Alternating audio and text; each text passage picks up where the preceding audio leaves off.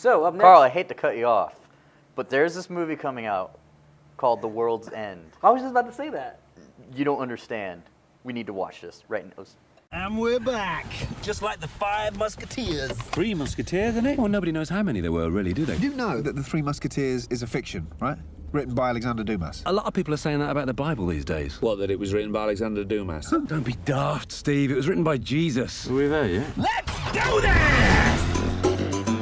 They haven't seen each other in 20 years. I'm free to do what I want. But tonight, they're returning to their hometown to finish the ultimate bar crawl. This is our chance to finally conquer the Golden Mile. 12 pubs, 12 pints. And this time, they're going to make it to the last bar, the World's End. Go!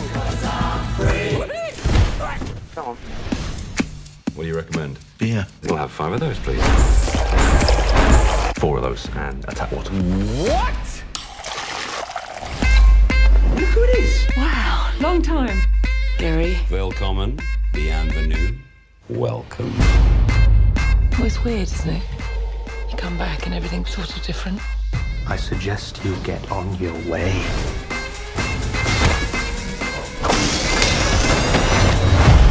Welcome home, boys. It's not us that's changed. It's the town.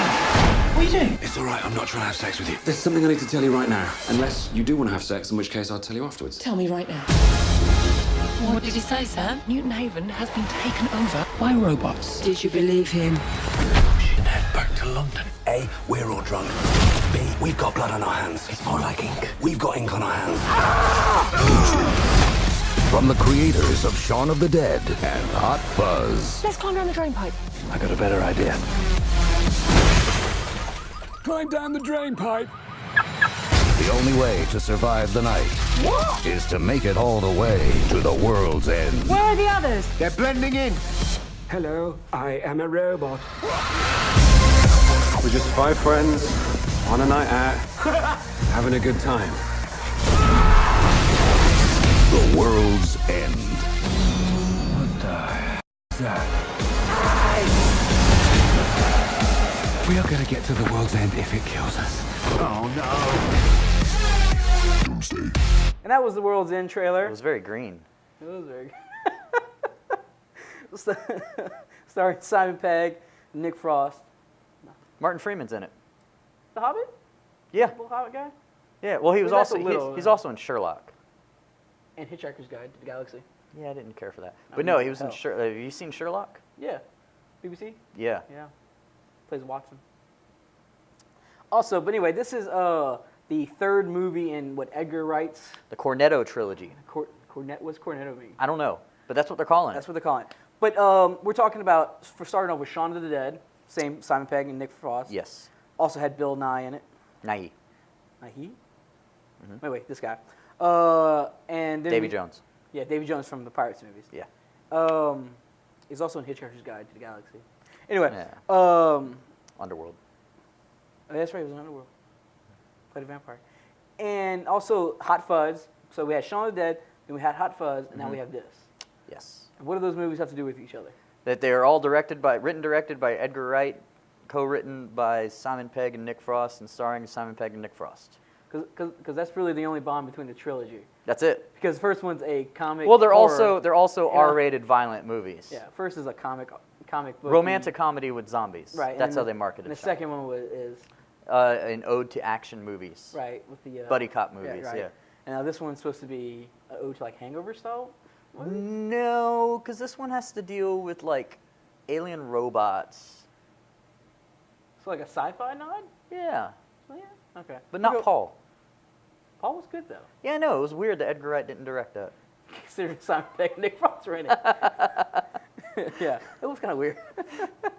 But yeah, so as you saw from the trailer, it's about a bunch of guys that go on a pub run and some type of alien attack occurs. Well, I think it's more that it's not just that they're on a pub run, but it's that Simon Pegg's character is getting all these guys who have moved on with their lives, and he's still holding on to that childhood, let's go on a pub run like we used to do when we were in college. Right. And they're all like, I'm on a business meeting and stuff. So it's I'll have very water, much like Nick Frost says. Yeah. It's very much like Simon Pegg's character trying He's to trapped in the past, trying to reconnect with his youth.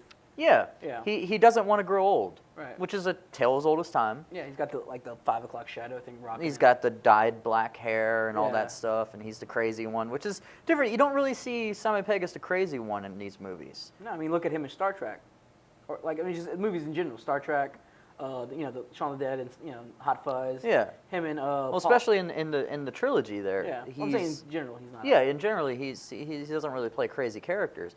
Right. Except for like in Spaced. But even in Spaced, did you ever see Spaced? Yes. The TV Did show? you ever see Space? Also directed by Edgar Wright. On Netflix. That's not a plug. Just that's where it is. Yeah. Netflix, give me money. And then, so I like that he's kind of playing the reversal of the character, but it also looks like because he's... Nick Frost usually gets to play the outlandish character. He normally plays the outlandish character, except in Hot Fuzz, he wasn't really that outlandish. He was more just kind of silly. Yeah. The pudgy fat guy. Yeah, and then so I think it looks great, man. I mean, I can't wait. Yeah, it looks like it's gonna be really funny. Cause I mean, that's the thing about it. This movie is very much British humor, like modern British humor. Yeah. Because most people think British humor, they think Monty Python, but that's not what I mean.